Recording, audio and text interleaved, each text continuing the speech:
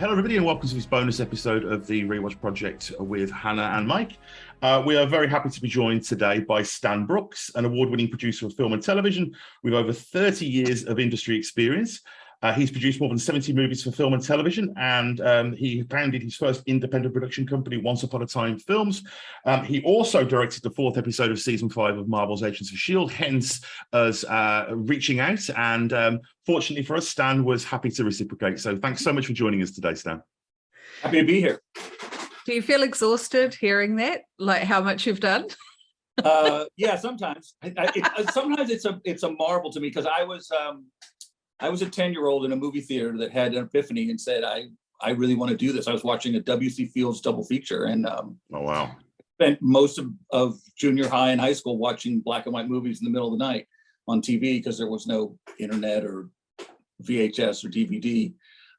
So I'd wake myself up and watch a Marx Brothers movie or Laurel and Hardy or Humphrey Bogart or Spencer Tracy, and then when I got to college, I ran the student film board, and that's all I ever wanted to do. But I knew no one. I had no idea how to get in, and so I'm one of those people that had a dream and got there and lived far past. I mean, certainly my dreams never included, winning an Emmy or Golden Globe or getting to direct an episode of a $5 million television series. So I remember. In directing the second episode I did for Agents of S.H.I.E.L.D., I was standing on the New York street set in the Warner Brothers backlot. And I had an office on that lot and stared at that and thought, wow, I'm going to go to my grave never having worked on that set. Yeah, and that's an iconic, for anybody who doesn't know, yes, that's an iconic environment to work in. It's the most famous New York street. It's called the Hello Dolly street because it's the one she comes down in Hello Dolly. And there's really no other New York. Annie was shot there. Every sort of iconic New York movie you can think of was shot on that street. And I thought, well, I'm never going to get to work there because TV movies don't get to work on backlots. We don't have the money. And then there I was standing there, and I remember thinking, wow, it just is so far beyond anything I would have ever dreamed of for myself. Well, I mean, that's a really useful segue because. I mean, I guess the view, perhaps now it's changed a little bit, what with, the sort of the accessibility of technology and the sort of the democratization of distribution. But back then, and until relatively recently, there was always a feeling that there was a wall built around the country club, I guess, in regards to production. How did you sort of scale that wall? I mean, you're a prolific producer turned director. Could you tell us a little bit about how you navigated that, how you broke into the business? And also, hopefully, this is a big ask. In answering that question, could you tell us what a producer does? Because I've been podcasting for 15 years and I've still not received a satisfactory response. I spoke to Don Belisario, spoke to a lot of great producers, and I'll still get to get a great understanding of that. So if you could just tell us maybe, as I say, how you jumped the wall of the country club and also what it is a producer does, or at least what it is Stan Brooks producer does. I'll do it in reverse. I'll give you the producer's the person. It differs from television to film. So I will say that. So probably Don Belisario's would be different than Don Simpson's answer. But sure. But by and large, it's the person responsible for the movie. It's the person who has to navigate the fight between creative and fiscal. That has to be able to do everybody's job, has to understand the pressures on a director, but also the pressures on the financial side, the studio side or the network side or the production company side, and has to find a way to make the best movie for the price. And so it's one part, accountant, one part creative executive painter, one part dad or mom, depending on, the sex of the producer. And one part mediator, because there's frequently those things are in conflict and should be. The director and the line producer, who's kind of responsible for the money and not responsible for the creative, are frequently at odds. I need this shot. Well, we're going into overtime for that shot. So can I find the money somewhere else to give him the shot, or can I not? I teach film school, and I like to tell my students that imagine the producer is the homeowner in a home building situation, that you own the land and you have to hire the architect to design your house, and that's your writer. And then you have to hire a contractor to build it, and that's your director. But in the end, the person that has to live in the house is the producer. The person who's going to suffer if that house isn't well built, or if the neighbors are complaining, is going to be consequences. Right. And so, I'm always the one that's going to have to answer to the network or the studio if it's not the movie they wanted. And so that's a lot what the producer does. And in television, in the television movie business, we also have to find the money. In the feature film business, it's frequently the studio that's paying for it, and you're on salary. So it's a little different, but by and large, that's the thing, is you have to not navigate between creative and fiscal, and have to be able to do both. And that's a really hard job. I mean, getting that balance. Yeah. It's right up there with parenting. Well, their cast and crew are all kids. So my psych degree from college has come in handy more than once. I was going to say, I mean, you're using very different parts of the brain there. And also, I mean, there's always been this narrative that the producers are the bad guys as well, I think, isn't there? There's the cliche, the cigar chewing mogul. And I guess that's a little bit because, being the parents, sometimes you do have to dish out the tough love, and they're difficult conversations, I'd imagine. Right. And also because they're the ones that have to say no, and the director gets to say yes. And so frequently they're painted into that corner, but they're not saying no because, well, I don't love the movie. They're saying no because someone has to navigate that tightrope between how much can we spend and, what's the movie we want to make. And good producers, of which I would consider myself one, are fighting for the movie. They're not fighting for the director or the line producer. They're fighting for the movie.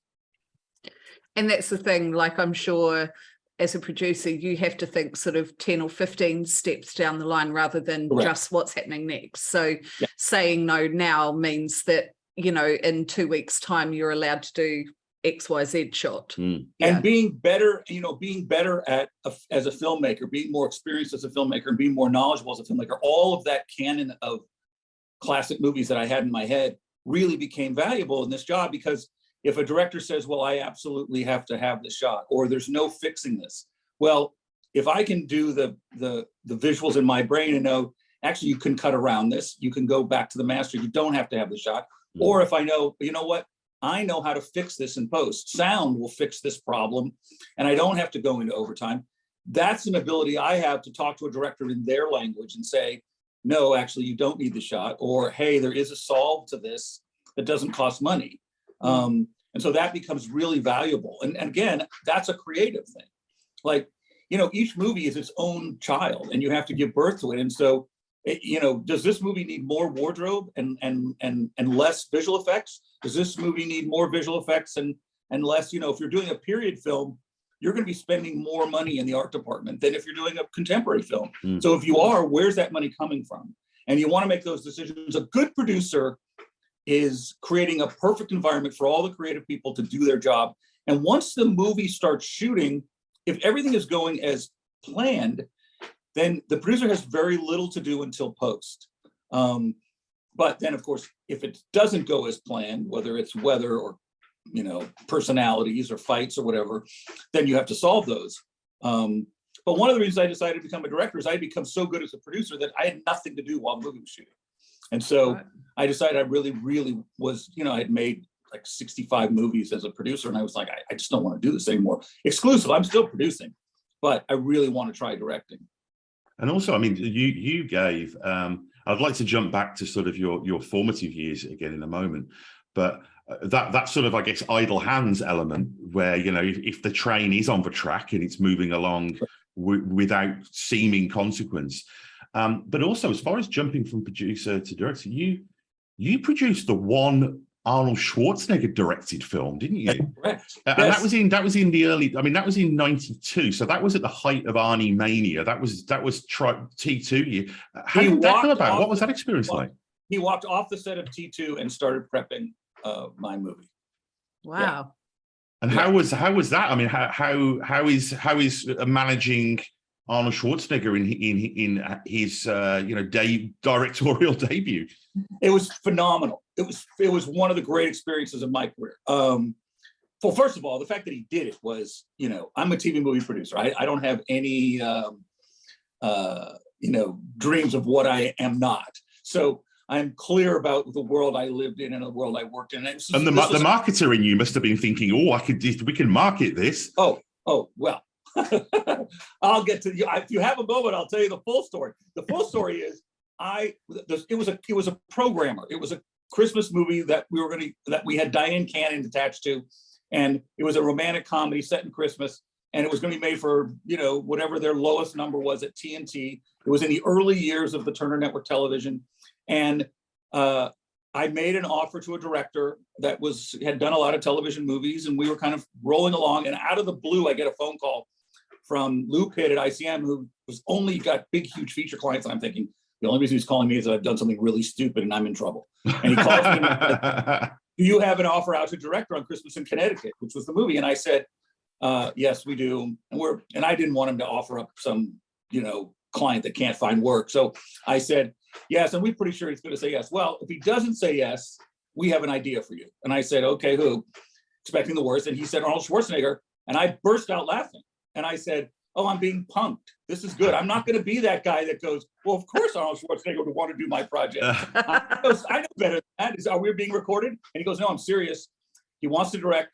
He wants to do something that's family friendly. And he wants to do something that isn't expensive so that he doesn't put anybody at risk. Well, so at that point, you must have been like, let me just check again. Yeah, well, he said, we went through every television movie going into production. Yours is the only one. I went, oh. So then, of course, now I'm thinking, oh my God, this is the greatest opportunity ever. How am I going to get this other director that I have an offer out to? And, you know, God was in my favor because the agent for the city, well, he kind of likes it, but he's going to need more money. And I immediately went, okay, it's a pass. And then wow, and so you also got helped increase your reputation for playing fiscal hardball as well. So I mean, you're thrown into the bargain. Right. So then Arnold said yes. I mean, he had not read it, and the network said, okay, pass. He's not doing this. And so I called Lou Pitt and I said, well, you know, they gave him 4 weeks to read this thing. We've got to start shooting. And he said, he could give him one more weekend. And the network said, no, you can't. So I said, okay. And then I disappeared. And so I didn't make the phone call. And I said, well, I wasn't around. Nobody was around. And so then on Monday, I was on vacation in Colorado, and I had a brand new baby, 6-month-old. And the phone rang in the cabin we were staying at, my wife and I. I have no idea how we got the phone number. And all of a sudden it says, can you hold for Arnold Schwarzenegger? And I'm frozen. And I go, hello? He goes, is this Don? I read your script. I really like it. And I'm like, oh my God. And I'm trembling. And my wife's standing there looking like, are you talking to Arnold? And we had a great time. He had no, he wanted the help. He was very open about it. Ivan Reitman was a very dear friend of his, who had done Twins with him and Junior. And we went and spent a day in Ivan's office and went page by page through the entire script, with Ivan giving Arnold ideas and thoughts. And Arnold was, as you can imagine, in every part of his life, he came incredibly prepared. Mm. Yeah. He had done he did not take this lightly. He was really, really prepared. He storyboarded, he had notes, he rehearsed. We got a great cast. We had Chris Christopherson and Tony Curtis. And of course, for me, the chance to work with Tony Curtis was a dream come true. I just sat next to him the whole movie. Gosh, I bet. You know, just said, hey, tell me some stories from Some Like It Hot, or tell me a story about The Great Race, or tell me a story about The Defiant One. You can't squander that access, can you? No. And he loved it. He wouldn't go back to his trailer. He put his director's chair on set when he wasn't working and put an empty chair next to him, and anyone on the crew could come up and throw a title at him, and he'd just, be a rack on. What a bon vivant. So the network says to me, so they come back and they said, we want whatever the agent comes back to me and says, Arnold wants whatever the top of show is, which means whatever the best money they've ever paid at TNT for a director, that's what he wants. Of course, he was making whatever, $25 million movie. So our $150,000 wasn't going to make a difference, but he didn't want to be slighted. And so I go back to the network and I say to the network, he's going to want what top of show. And they go, well, no, he gets what a first-time director gets, which is scale. And, there was about a $50,000 difference. And I went back and they said, he's not going to do it for scale. So I had to think on my feet, and this is where you get paid the big bucks. So I went back to the agent, and I said, to the network, and I said, this is where the marketing part comes in hand, which is what you already drew attention to. And I said, he's fine with taking scale, but you can't use his name to promote the film. Because if he was a first-time director working for Scale, you would never use his name to promote the film. Yeah, so it's how much do you want, how valuable is that 50 grand at Yes, that point? Yeah. correct, exactly. And of course, they came back and said, "Oh, you're right." Yeah. 50 grand for being able to throw around the name Arnold Schwarzenegger is a pretty good bargain. Yeah. Yeah. And needless to say, it was a huge hit for them because he did so much press. It's the only time I've ever done a television movie where we had a red carpet, we had a step and repeat, we had a massive amount of press. We had to look like the Golden Globe Awards. Wow. I don't think he's directed since, has he? I don't think he's gone back to it. He's not. He had directed an episode of Tales of the Crypt. So he actually had gotten behind the camera once and loved it. And Tales from the Crypt, I mean, that was renowned for giving actors directorial gigs, wasn't it? Yes. Yeah. It was almost like a training school. And I'm just wondering, from your own personal perspective, from a, I guess, a personality and, dare I say it, ego perspective, what are the different, how do you deal with or navigate the different levels of control that are afforded to you in, say, episodic television directing versus producing? Because I'd imagine that you're kind of at the different end of a power balance, maybe, in those situations. What was interesting is that, each of the parts of our business have because a production doesn't work as a democracy. You would never ever get your day done if you hey, let's vote on where the camera should go. So it has to be a benevolent dictatorship. And so on a television series, it's the showrunner, and that's a writer. On a feature, it's the director. If you think of famous, movie makers in the feature business, the names that'll come to your mind are, for everyone from whatever, Fellini to Kubrick to Spielberg. Well, you hear these stories, don't you, about writers getting less of a say in story meetings than actors sometimes. Oh yeah, the showrunners, whether and those are the people Dick Wolf. You can go down the list of the famous ones, Steve Bochco. Them more than TV directors, that's for sure. And so. But on a television movie, we're a studio. So I own my negatives. I have a library of films that I made. And so it's the only part of our little business where the producer, not the showrunner and not the director, are at the top of the mountain. So I can fire the director, which you can't do in the feature business because the studio would kill you as the producer. So so it is a difference. So when I went to do Agents of S.H.I.E.L.D., I am very much not at the top of the mountain. And what's interesting is you come in as kind of a substitute teacher, which is, everybody knows each other's jokes. They know how to finish each other's sentences, but you are still responsible for leading the class. So you are in charge, and it is your vision, but with blinders on and a very small box to operate around. I mean, you sit with the showrunners multiple times. They tell you what to do and what not to do. They go through every page of the script, and they tell you this is what we expect you to do. So it's not at all like being an executive producer on a television movie where I get full say over everything. I remember I did two, and in the first one, when the casting we had guest star roles, and so when the guest star role casting tapes came and I got the email, I watched them, and as I would do normally with the network and with my directors, I wrote a long email, which is, here's who I like, here's who I don't like, why, what I saw in them, what I didn't see in them. Radio silence, nothing, no response to my long email, nothing. I went, okay, well, that's interesting. I wasn't going to push the envelope, get myself in trouble. And then, of course, 3 days later, I get the memo. Here's who's been cast. It bears no resemblance to who I suggest. So I realized, okay, this is not my ship. I am not the captain. So I quickly learned, the same thing happened with wardrobe. Hey, I like this one. And they pick something else. Okay. But, on set, the cameras and how the camera moves and where the actors go and how it's blocked and all that, that's all me.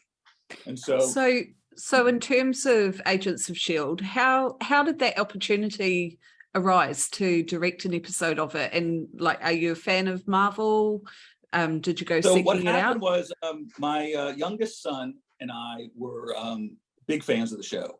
And as it happened, and I don't think this is, this sort of blends in, is my best friend since I was 22 and first started in the business is Jeff Loeb, who was at the time the president of Marvel Television and had sold Agents of S.H.I.E.L.D. And I had been on the set with him as a guest. which was hard to do because it's a very closed set because they don't want secrets to get out. And I had, when I made the decision to direct, I kept trying to get an episode of anything, and I just, even though I had directed 3 movies, no one would let me direct an episode of anything. And so when I had Jeff very drunk one night, I made him make me a promise. No, he was just delightful. He saw the difficulty I was having, and since they were in season 5, and I couldn't really run the whole show off the rails in one episode, and they gave me what they call one of their bottle shows, which is an episode that never goes off the lot. So I really couldn't get into any trouble. It was more an act, as you probably know, it's more an acting show than an action show.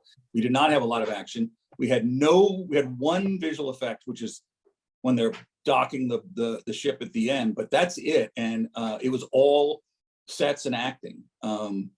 And for me, I was thrilled because, one, I didn't have a lot of experience directing with big vis effects. And my strength, I thought, was dealing with actors. That was something that was definitely the same as a television movie. There was no difference. And so I was thrilled to get that episode, not to mention the fact that both the crew and cast and showrunner said, you have the best tag of the whole season. And the fans are going to love your episode because they're going to remember it from when Fitz takes that helmet off and says, yeah, it's a real gift to you, that is, isn't it? That was a gift to me. And so I was thrilled. And I had, I likened directing an episode of a show like Agents of S.H.I.E.L.D. to being someone that likes to drive, and you drive a Toyota Celica, and your friend comes over and says, here is my $385,000 Maserati. I'm going to give this to you for 9 days. Have really good time with it, but bring it back in the exact same condition that I gave it to you. And that's sort of what happens. You get this really expensive toy to play with, this show that's so great, and it's already been running for 5 years, and don't break it. And but like in a television movie, we don't spend on a 18-day show what they spend on 2 hours for what they spend on an 8-day 1-hour episode. And I just remember the way they do Agents of S.H.I.E.L.D. and a lot of action shows do this is they have 2 sets of directors of photography and 2 ADs. So the show shoots for relative, let's just say 2 weeks. An episode was 2 weeks. So during the 2 weeks that episode 4 is shooting, episode 5 is prepping. So I have a DP and an AD, and we're picking our sets and doing our casting and figuring out locations and all the technical stuff. And then when they finish, we go and grab that cast and crew, and that director of photography and that AD now go into prep mode. And it's sort of checker box. So the same DP and AD do all the odd episodes, and the same DP and AD do all the even episodes. So that was a whole thing that I had to learn. I mean, that was something brand new. And I remember walking around with the DOP, and I said, because in a television movie, you're lucky if you get a crane for 1 day, because cranes are really expensive. And I said, how many crane days do I get out of my 8? And he looks at me all befuddled. What do you mean? And I said, well, how many days can I use a crane? And he said, well, as many as you want. I go, really? And he goes, come here, walk behind Studio 3. And we walk behind Studio 3 on the Culver lot, and there are 10 of the most amazing cranes parked, one after another, like at the end of Citizen Kane. So you're like, right, okay, we're rewriting the episode. It's all about cranes. And so he says to me, he goes, give me 20 minutes notice, even if you change your mind in the middle of a day, and I can have a crane on set for you. And I was like, this is a dream come true. This is like nothing. I'm like, what? I'm definitely going to try and find ways to use a crane. I had no idea. I mean, what you're describing there, I mean, this process of plugging into this very well-oiled machine, I mean, it's the ultimate sandbox, isn't it? And obviously, I mean, you mentioned that there are obviously, practical restrictions. You mentioned wardrobe and casting and things like that. But within the context of the space that you did have to work in, the sandbox where you were, creatively in charge, what a wonderful opportunity. Huge. I'll never be able to thank Jeff enough for it. And it obviously went really well because they asked me back. And I loved it. And I had 2 goals going in. One was to deliver an episode that they would be proud of and not make a fool out of myself, but also to be liked. Because I think I think when you are the substitute teacher, you don't want to leave a bad taste in their mouth. And so I don't care how hard, like, I finished every day early. I wanted my episodes to be under budget. I didn't want any department to think, I was a big cheerleader of everybody. I never got into any kind of scrap with anyone. And even the difficult actors really enjoyed working with me. And I spent a lot of time with the actors working on Henry Simmons was concerned about that scene. He hadn't done many scenes like the one we did where he had to talk about losing his kid in the framework. And we spent a lot of time talking about it. And I think I might have emailed this to you that he cried in the first 2 takes. And I went up to him and I said, I think it'll be more powerful if you fight the tears, if you do everything you can not to cry and let the crying come out, as opposed to just crying from the start. And that scene was so powerful. So more powerful. And I got first of all, he says it's his favorite scene that he had done up to that point.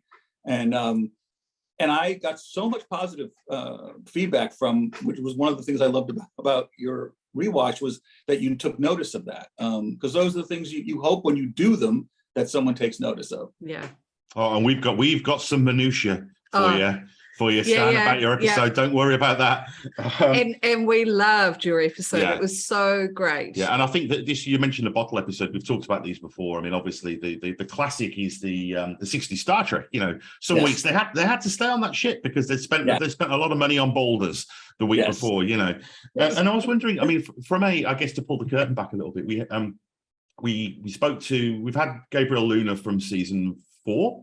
On a couple of times recently, and he was talking about kind of where the show was at this point, as far as obviously the show had started with a real sense of razzmatazz because of its association with the cinematic universe, and then like all shows, you have those kind of tourists who are there for the first season or two, and then it drops off a little bit. And the feeling that we got was that in season 4, he said that, and that we're doing all of these mini arcs, they'd restructured the show a little bit, but there was a sense that they were kind of off the radar. The kind of the eye of Sauron wasn't on them quite as much as it had been during the first few seasons. So they did their own thing. And I was just wondering, in season 5, what was your sense of where the show stood, what its standing was with ABC? Was it precarious at this point, or what was the feeling on set about how secure the show was at this point? I felt like the show was very secure, and I also felt like ABC didn't understand the show or understand why their audience watched it, because it didn't. They were a female-driven demo network. If you look at Grey's Anatomy and all the, the Desperate Housewives and all the shows that were hits on ABC, those were all female demos, and they didn't understand the show, which did so well and also did extraordinary overseas. So, the international on it, as you can imagine, was monstrous. And so they left it alone. I mean, I can tell you, having worked on a lot of television, it's rare not to have network executives on the set ever. It's rare not to have network executives in your read-throughs. And I mean, they seem to be pretty, maybe, Jeb and Mo were the 2 executive producer showrunners were getting feedback from the network. I'm sure they were, but I never saw network interference at all. And that's very unusual. And when they feel a show's in trouble, they get their hands all over it. And feel like they can fix it, which is rarely the case. But and I think I think they were looking to save some money this season to try and stay on for another. I think they wanted to be on more than one more season. And so was that why there was the limited environment? Because I mean, obviously you mentioned your episode being a bottle episode. It feels like a bottle season in some ways. Yeah, it's a bottle season. It's not in some ways. It was absolutely, we're going to build these really cool sets, but that we're going to use those sets the whole season. Sure. Yeah. And that's really smart, because there's no sense of cheapness to the season. It almost feels like they just directed the budget towards certain specific production areas and ensured that they used that and that was on the screen. Yeah. I think that's something we've noticed of the show as a whole up to this point, is they're very strategic with who they get to direct and write. Like, you're all of a great caliber. There's no great drop off in terms of how the episodes look and how they're written and the performances. And I guess one question is, what was the broad process for the episode? Did you have any kind of editing input, or for like the delivery of your particular episode? Did you have a lot of say in what happens post? So from a creative standpoint, you have no say in the script, and you don't get the script till you start, because there's big secrecy about what's going to happen, and there really is a lot of. It's the first time I've ever really had like people watching where my script is, and people making sure that call sheets don't have any names on it. I mean, the show was called The Ragtag Team on the call sheet. It was not called Agents of S.H.I.E.L.D. So there was never, and none of when we went off the lot in season 7, there were never, and none of the trucks or wardrobe or Winnebago ever had the name of the show or ever had a name of a character anywhere. Because they did have concern about, letting out the secrets of, the spoilers. And so that I had, and then as I mentioned, I didn't have a lot of say about casting and wardrobe, although I had input, and that was nice. But where I did, it was on set, and then in post, I delivered a cut. So I got 4 days with my editor, and we went start to finish. The interesting thing I learned in the first, which I then used again, was I'm used to cutting my movies when I deliver them to the network for time. So on a television movie, it's 86/40. And so I deliver to the network an 86/40 movie with the commercial breaks, and which, total up to 90 minutes. And on this episode, I gave them, they showed me the cut, which was about 8 minutes long. And I delivered a long memo of cuts and changes. And I walked in, and they had made them, and they said to me, just so you know, it's not a good idea to deliver it at time. And I said, why? He said, because the people that run the show wrote the show, and they're not going to want to see any of their dialogue missing from your cut. So I would cut it the way you want, but I would leave in every single line of dialogue if you want to come back. And I went, note taking. Yeah, you're like, ever the pragmatist. Was there any kind of because I guess we'll get into this in a moment when there's a couple of specific filmmaking questions I've got for you in regards to your episode, but there are a few really sort of nice, non-intrusive kind of flourishes in your episode. And I was just wondering, were you given any kind of style guide, whether it be around how often to cut, pace of cuts, things like that? Was there any sort of mechanical style guide?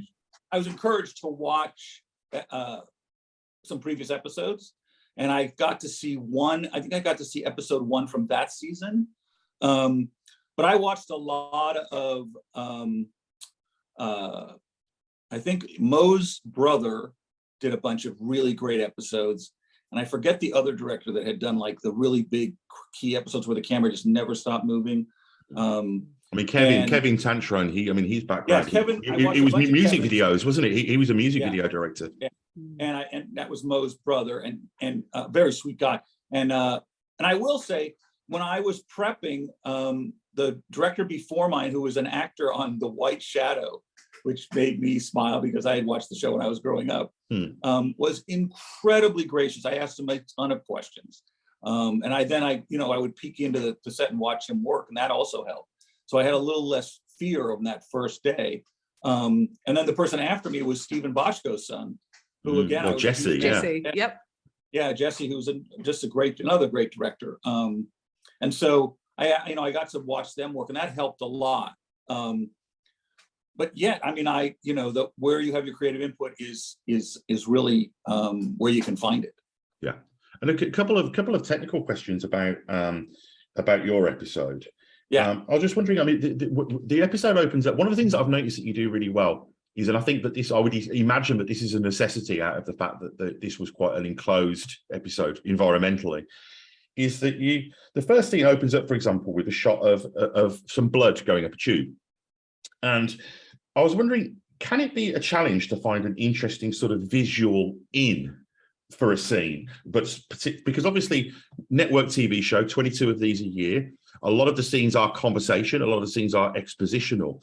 Can it be a challenge to find a way into a scene like that that's going to be interesting Absolutely. aesthetically? And nothing could be more important. You know, it's like the first line of a novel. Nothing could be more important than that first shot. And I knew that really right from the start. Right when I saw what the scene was, I knew I wanted the episode to start with blood and end with wine. So there's the blood. Oh, that's lovely. And then Cassius has the glass of wine right at the end of my episode, and there's a very tight shot of the wine. So there was like a little bit of that metaphor going back and forth, the book ending. But yeah, it was really critical to me. And also, you know, when you're given, it's one thing if you start an episode and you've got the Millennium Falcon over your head, and you don't have to worry about anything. It's another thing when you have someone tied to a chair and someone talking to her. I mean, now so even the eye levels, your eye levels are off of that scene, so that creates a complexity right there. Yeah, that's why my favorite shot in that scene is when she's looking forward tight, and he comes in sideways tight, and takes up that empty space. I leave the empty space for him to come in because his blue against her complexion was really cool to me, and it was one of the ways. I stole that from. I'm a big fan of Law and Order: Criminal Intent, and Vincent D'Onofrio, who was maybe my favorite actor on the planet, was cast in the show. And for some reason, Dick Wolf decided to put him with an actress that was 5 feet tall, and he's 6'5". And so whenever they would walk down the street, it would be, like Will Chamberlain with a Hobbit. And they had all these scenes in the interrogation room. And so what they did, and if they couldn't sit at the table together because they would never be in the same shot, you'd be looking at his from here down. And so what they did is she sat at the table and he would bend over and look into the camera like this. And so I realized, okay, so you've got to find ways to get the actors to be motivated to move so they're staying in the same frame. And also, I mean, I guess the importance of the camera injecting energy into those scenes as well. I mean, I noticed, like circling the scene and things like this. One thing I was wondering was, when you have this these energizing elements, to maintain audience interest during these things, how difficult is it to know? Is it a gut instinct to know how to pace these flourishes? Like at what point it's too much, at what point you've kind of overcomplicated the art, so to speak? Well, I think you have to, again, I think it's the experience, and it's knowing movies. Nothing is more valuable to me than the hundreds and hundreds of hours of black and white, and watching every Kubrick movie 3 or 4 times, and even watching Bertolucci and Fellini, and having all that stuff in my brain rattling around when I go to. I mean, the scene with Cassius and Quake, where he's in the balcony and she's down below, is the first time they've used a split diopter in an episode in a long time. A split diopter is where you're able to hold somebody really close to lens in focus and someone really far away from the lens in focus at the same time. And there's a line that goes down the middle of the frame because there's 2 different focal points. And that can't be visible. Even great. No, you have to bury it in something. They used it a lot in All the President's Men, and they used the posts in the open, in that open bullpen. They use those posts to bury the line. And it was a shot I took straight from Citizen Kane. There's a scene where Orson Welles is watching his competitor for governor on stage, and it's split focus. And it's so funny you mentioned that, because I've recently watched Star Trek: The Motion Picture, directed by Robert Wise, and that's got a lot of split diopter in it. And of course, he was the director of photography on Citizen Kane. No, he was the editor. He was the editor. He was the editor. Poland was the director of photography. Oh, of course, yeah. So it's all part of that same schooling. And yes.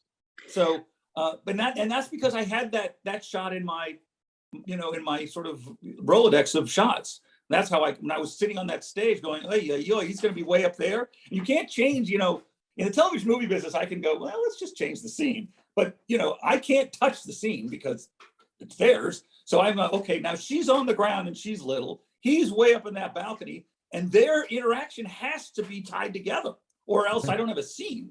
Yeah. Just in terms of the character of Daisy, we definitely loved how defiant and sassy she was in this episode, and it's just such a joy to watch. Was that scripted, or was that something that you'd worked through with Chloe Bennett ahead of the episode? It's not necessarily coming from the page in the scene, it doesn't seem. Yeah, I mean, that was more in the way she's standing and I'm not delivering. I'm not going to give too many actor notes to someone that's been playing a character for 5 years. Sure. I'm not that stupid. And the one thing I did have is I knew every episode. So sometimes we would talk about the way she would act in a scene or react in a scene in reference to another episode, like from season 2 or season 1.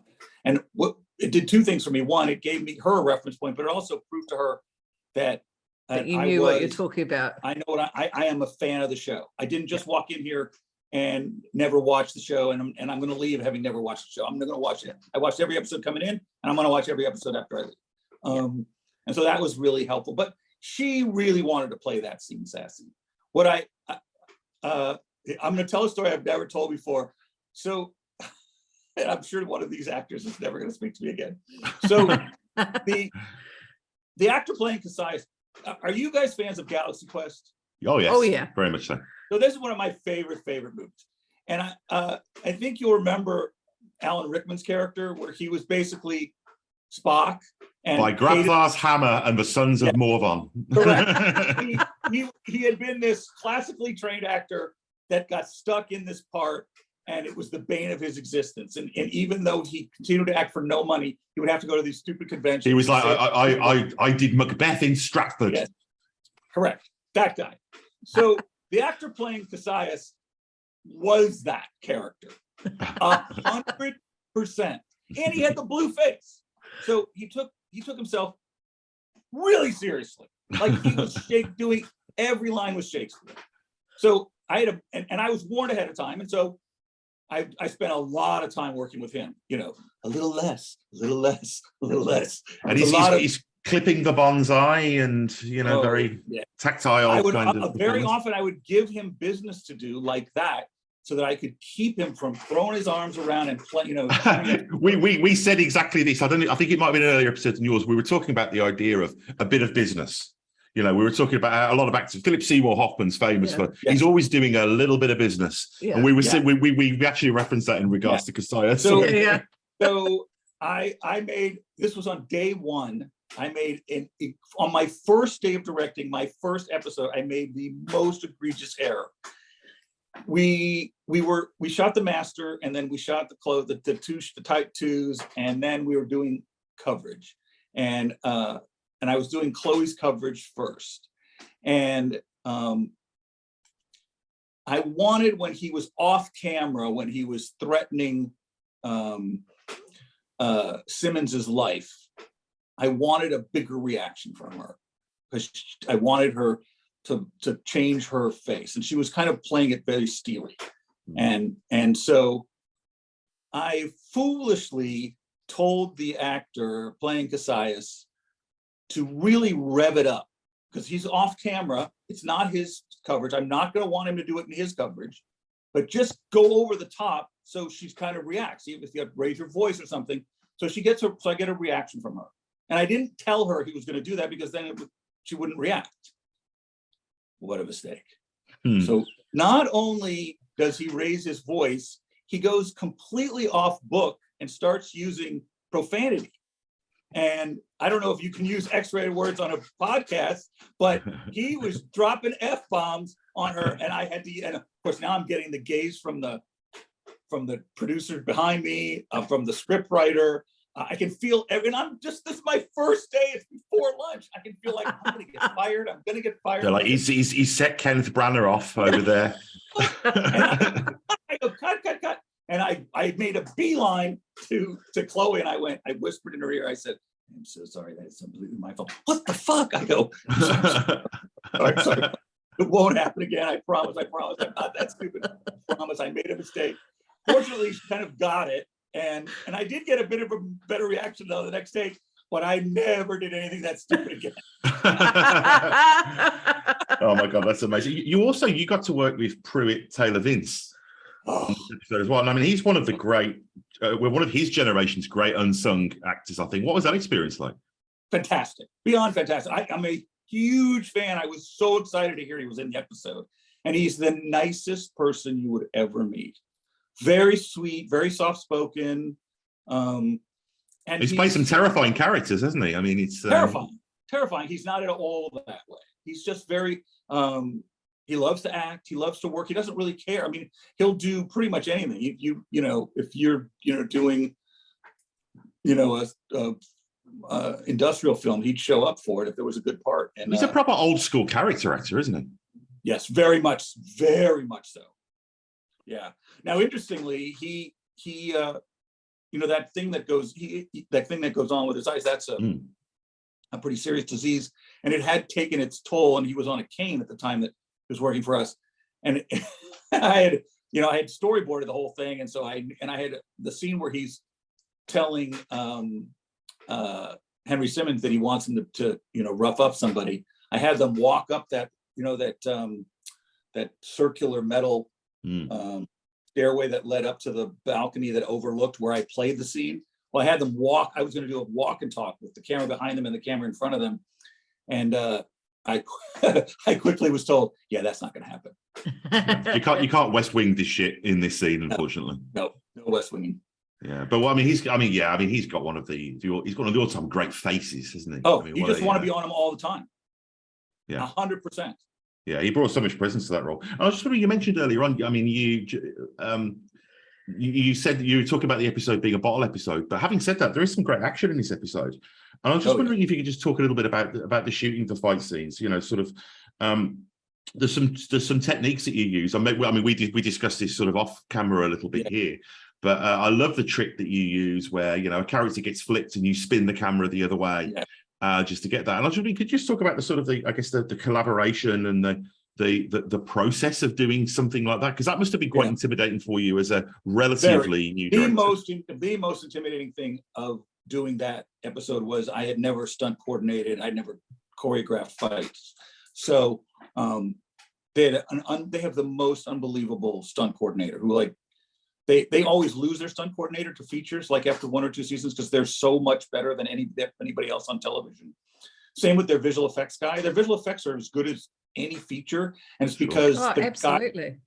Chris Cheramy that they had doing it, they way overpaid to keep him from going somewhere else, which was really smart because their visual effects are stunning. We talked a little bit like this. It kind of goes back to what you were saying earlier on about the importance of establishing shots, about how if you're going to have a 4-minute scene of somebody in a fantastical environment, whether that's space or whether that's Egypt or wherever, the power of an incredible CG establishing shot buys you so much grace with that audience. Correct. And so they're really, really, really, really good at what they did. I mean, here's the thing: people think the best crews in Hollywood are on the most expensive feature films. Nope. The best crews in Hollywood are on the really expensive network broadcast shows because they never leave Los Angeles. They go home at night to their families. The jobs are generally whatever, show up at 7 and finish at 7. So they have a life. If you're working on Lucas's films or Cameron's films, yes, that's nice, and that's nice to have on your resume. But you're going all over the world. You're never in Los Angeles.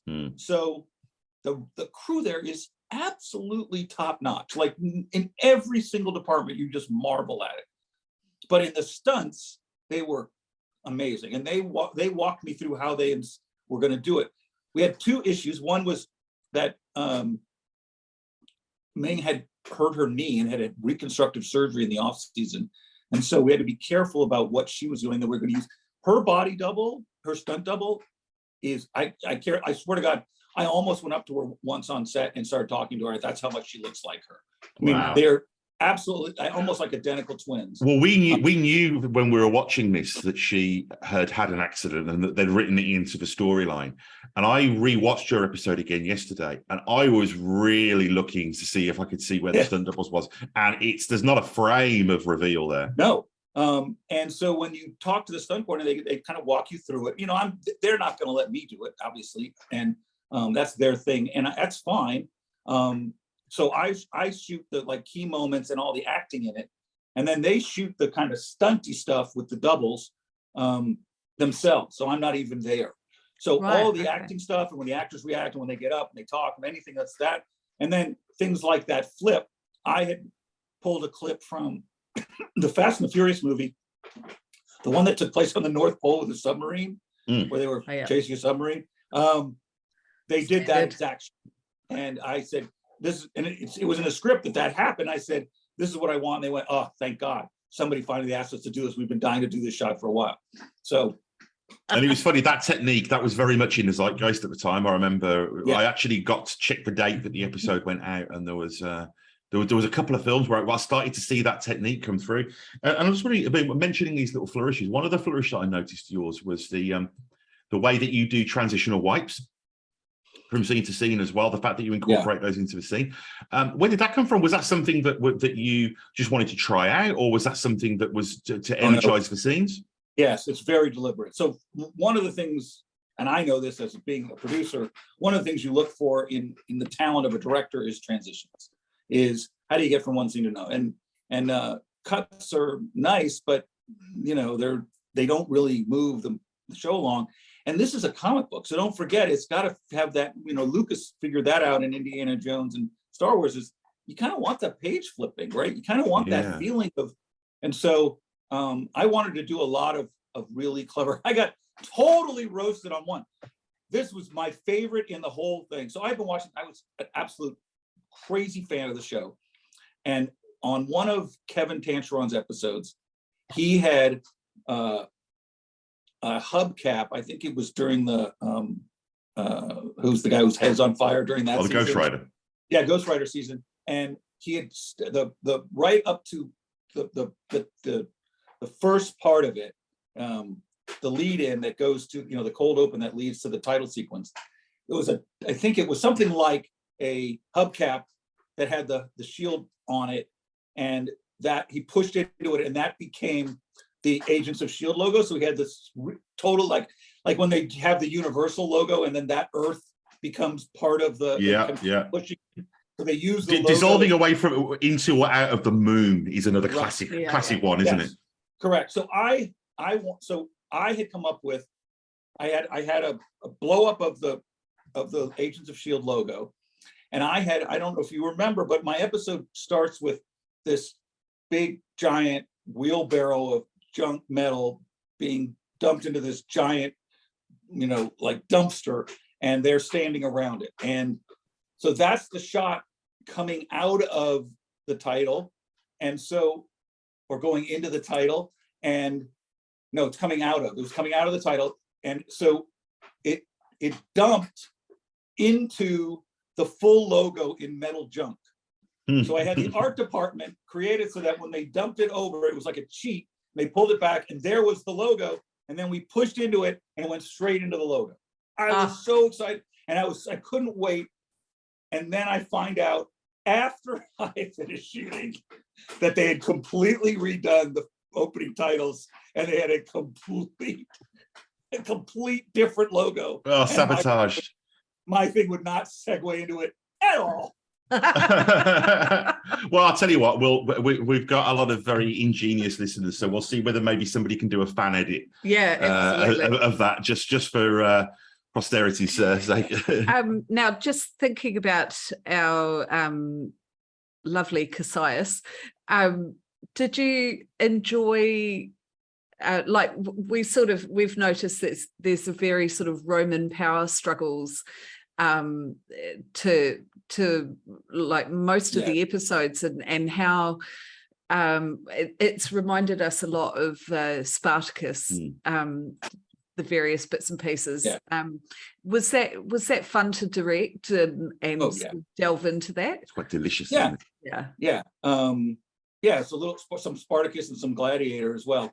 It was really fun. And you had to kind of remember what you were doing, which is again where having seen those movies and having those movies in my head was really fun to try and recreate shots and wink to the audience a little bit that we know what we're doing and you know what we're doing. And I particularly love the scene where that woman who's been kind of a thorn in his side shows up, and they have that kind of pithy little thing, and he gets back at her. Yeah, there's a reversal of power, it's a isn't shame there? you can't stay. Yeah. Yeah. And we played it for fun. We played it for, for what it was.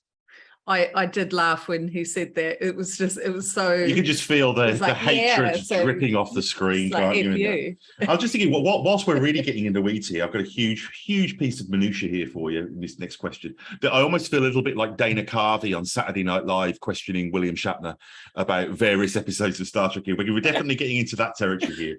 And you may or may not be able to answer this.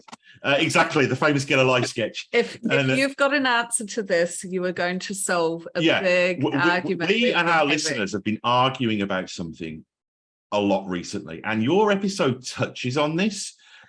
There's obviously one of the plot conceits here is that the character of Gemma is being controlled. She has the thing, and I don't want to guide you too much in your answer here because I definitely have a horse in this race, in this argument, is that she has this device in her ear and it renders her unable to hear. Now, there are certain moments, including in this episode, where Cassius says to her, silence, and she stops speaking. Now, my thought was that as well as rendering her unable to hear, he had power over her speech as well. Hannah and nearly all of our listeners feel that that's completely incorrect, and she just stopped talking out of obedience or because she's deaf. I feel like the ringing in her ears makes her stop, and then she literally cannot hear anything unless Cassius is directly speaking to her. So when you she could speak if she needed to. It's just that there's no one and nothing to speak to. She can't react to anybody. So from your perspective, when you filmed the episode, what was your perception of that? It's been a real sticking point. Well, I hope you have a nice place to sleep tonight.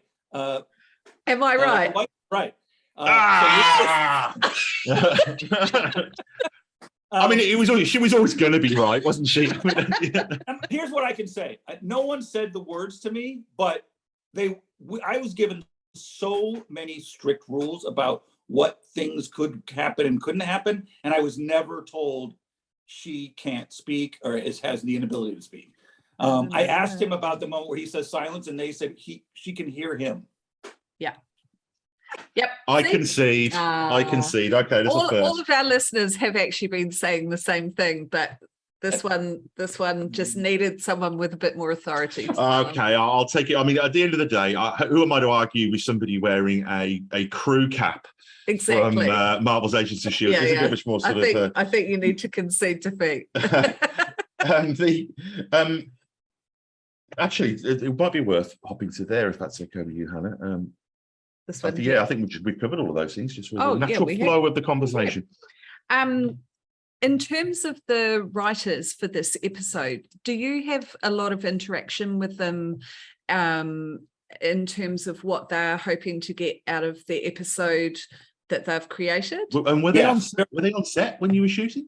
Yeah. So the way it works on S.H.I.E.L.D., and I can't speak to another show, but I can on S.H.I.E.L.D. It's like a bonus to the writer who got that episode. They get to be on set that whole week. They don't have to be in the writer's room. Oh wow, that's cool. They don't have to be anywhere else. So Drew Greenberg, who became a really good friend, we're still friends to this day. He was a total delight, and we were partners. He would come up to me after certain scenes and go, I think it should be a little more this way, and I would do it again. And because one, he has an understanding of, I hadn't seen that season. I was obsessed with every other season up to it, but of course I hadn't seen that season, and I was on episode 5. So there are 4 episodes that he had the privilege of understanding, and there were things in the characters that may have changed or may be hinted at earlier, and also he knows where it's going. And so he's going to have a perspective I don't have, and I'm not going to have. They're not going to show me the scripts for the following episodes.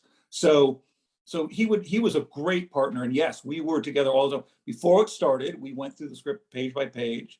I asked all the questions I needed to ask about what are characters' motivation and why are they doing this, and where do you see the actor standing in the scene, and how angry he is, and how much sass does somebody have, and all of that. I asked all those questions and made notes, and then he was with me the whole time. He was the first one that ran to me with daggers in his eyes when Cassius went off the book and started dropping F-bombs at at the moment. We've heard from a few people actually that I think from the top down, it's quite a familial show. I mean, conversely, I spoke not too long ago to a writer from Star Trek: The Next Generation, and they said that during that whole 90s Star Trek period, the writers weren't allowed on set at all. Really? Wow. I was just wondering, I mean, just segueing on, we're mindful of your time. We've only got another couple of questions here, but what are your thoughts on, now the show's been off the air for a couple of years and obviously the landscape's changed, we're in the streaming era where, doing a 22 episode season of a TV show just seems like a Herculean task. And one of the things that we talk about a lot on the show is the amazing consistency and quality of Agents of S.H.I.E.L.D. and the work that must have gone into it. But what do you think the show's place in the pantheon of sort of modern superhero content is, now you look back on it? I would put S.H.I.E.L.D. in I don't think it's fair to compare it to even the Marvel streaming shows they're very, one, they don't have to contend with advertisers or advertising or commercial breaks. And they're not, there's a reason it's called broadcast television. It's because it's governed by the FCC, which streaming is not, and you have to appeal to everyone. So given those constraints, I would put Agents of S.H.I.E.L.D. in the top 3 of all comic book shows that were done for a broadcast. I don't think you can compare it to Daredevil or Jessica Jones or if you want to go to, the Star Wars shows or, the more recent Marvel shows. I think those are living in a different world. Those are different. Those are like comparing to, Agents of S.H.I.E.L.D. to, Avengers. That wouldn't be fair either. So I think within the constraints of what they do, nobody did it better. I mean, that writing staff was, extraordinary. Drew Greenberg went back with the Whedons going all the way back to Buffy, I think, and I think may have worked on Buffy Animated. So, there were no slouches in that group, none at all. They all were at the top of their game. They loved what they were doing, and that's why it was, as good as it was. And not to mention the fact that stellar casting, and that comes from number one on the call sheet. Clark was a dream, and he kept it was an incredibly fun and jokey set, and there was no attitudes, and that's, I can tell you, having made a lot of these, that is not usually the case. You get into, season 5 of something, and a lot of people aren't talking to each other and they're mailing it in and they're just happy for a paycheck. That is not the case on this show at all. Yeah, running 7 seasons. I mean, a lot of productions are driving on fumes by that point. And I think Disney have been really surprised because they dropped Agents of S.H.I.E.L.D. onto Disney Plus as somewhat of an afterthought. And I think they've been quite taken aback by the numbers that they've been getting on it. I think, in some ways, apparently the numbers have been outstripping some of their newly produced content, which I don't think anybody was expecting. It doesn't surprise me at all. It's such a solid show. At all either. And it's a massive hit on Disney. Massive. Yeah. They did not expect that at all. Yeah, there's a lot of whispers going on at the moment about that. Bring it back. But yeah, so we again, just nothing left to say really apart from thanking you so much for your time, and we're so grateful for your time. Love to have you back again during season 7 to talk about your work on that season. Love to do it. Would love to do it. We need to know where your son features, because yes, then we could go, oh, we know him. Okay. So I'll give you 2 little inside. There's it was in this episode, and you're gonna have to go back and find it. So my first production company was Once Upon a Time Films. I started it when I was just married and I didn't have any money, and so I took a second against my house and I borrowed money from my grandfather. My grandfather's name was Raymond Ziff, Z-I-F-F, and when he passed, I made it my own little private secret that I would find a way to get his name into every movie. Oh, okay. So either the full name Raymond Ziff or just the last name Ziff is in everything I've ever done. Easter egg hunt. So it's very hard to find in your episode, but in the episode I just did, but it's really easy to find, and you'll see it immediately go, whoa, in season 5, in my season 7, episode 5. And then my son is in the tag. Excellent. Right, well, file those away in the vault. Yep. Until we get to season 7. And I think we might have to hunt down Atomic Twister. Yes, to have a look at it yes, as well. yes, absolutely. I want to watch the Arnie Christmas movie as well. Let's do this. Yeah, let's do By a the way, I Stanford's also double gave- bill. I also gave John Candy his only directorial. Oh wow! Yeah, I mean, Yeah, it's funny. I'm going off script here, but I was just looking at some of the people that you've worked with, and we've got Sigourney, Diane Keaton, Donald Sutherland, Keanu, Brad Whitford. I mean, it's just that goes on and on. I mean, there's a. Have you ever thought of putting this down, writing a book? I have thought about it. You know, if I'm going to do it right, then I probably have to be willing to not work again. So. Yeah, maybe that could be a coder, a career coder. Yes. That's your retirement plan. By the way, you know, it's so fun. As a television movie producer, I never get fan reaction because there's no, we're not in a theater, so I don't get to sneak into the back and watch where they laugh or cry. And it's not a series where there's a buildup of social media or, there's nothing. So I don't know if they laugh where they're supposed to laugh or cry where they're supposed to cry. So you have no idea for me what a delight it was to hear your podcast and to read comments, because it's the first time I've had feedback on my show and for something I did and for people that liked it. I mean, it was so heartwarming to know that it was taken in the way that it was intended, and that the things that I did that you caught them. I think in the spirit of that, I'd like to say to our listeners, obviously, we'll be having Stan back in during season 7, but if your listeners have any questions or any comments or anything like that you'd like to pass on to Stan, we could perhaps include that in the next time we catch up. But we'll let you get on with your Friday afternoon. And again, all that remains to be said is that we're big fans of your work, Stan. So are our listeners, and thank you so much for your generosity of time. Thank you. My pleasure. I look forward to the next time. Yes, so do we. All the best. Absolutely. You have a great day. Take care.